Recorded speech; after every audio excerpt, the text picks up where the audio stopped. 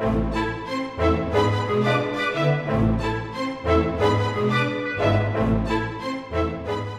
région Centre est aujourd'hui la région la moins bien dotée en matière médicale. Le constat, il est là. On a une très mauvaise répartition des professionnels sur l'ensemble du territoire national. Il faut travailler à la régulation de ces installations, mais je ne pense pas que ça passe par des incitations financières. Oui, alors sur les politiques d'incitation, c'est vrai que ces dispositifs pour l'instant n'ont pas donné des résultats mirobolants. On a toujours une difficulté dans certains territoires où on est vraiment en tension à faire en sorte que les médecins s'installent. Seulement 1 jeune sur 10 sortant de la faculté de médecine s'installe en libéral aujourd'hui, donc seulement 10%. La grande majorité étant soit salariés, soit cherchant à faire des remplacements. Ces premières étapes, on limite l'installation dans les zones surdenses et par vase communicant, ça va dans les autres zones.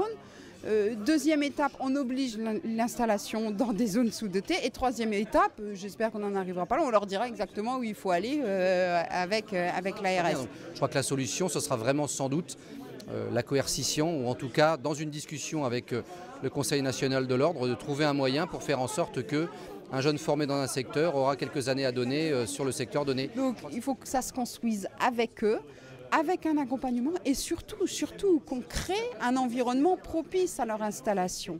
Ça veut dire pas un médecin tout seul. Et c'est l'enjeu de ces fameuses maisons de santé pluridisciplinaires dont on parle souvent.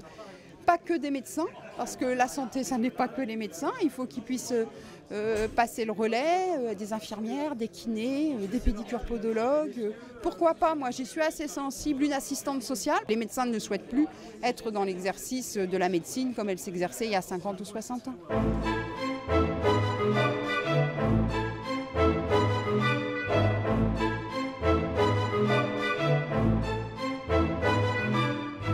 On sait aujourd'hui qu'un enfant qui va naître sur 2 sera sans doute centenaire, et on sait aussi que son temps d'activité sera moins important de son temps d'inactivité. Et à partir de là, il faut que la société puisse répondre à ces évolutions, et on le fera sans doute dans une réflexion globale sur le plan budgétaire. Ça va coûter, on le sait, ça coûte déjà, mais ça va coûter beaucoup plus cher demain que ça ne coûte aujourd'hui. La grande question, c'est est-ce qu'on est capable ensemble d'arriver à trouver les moyens nécessaires et de faire les réformes nécessaires, ou est-ce qu'on laisse ça justement à nos enfants ou à nos petits-enfants ?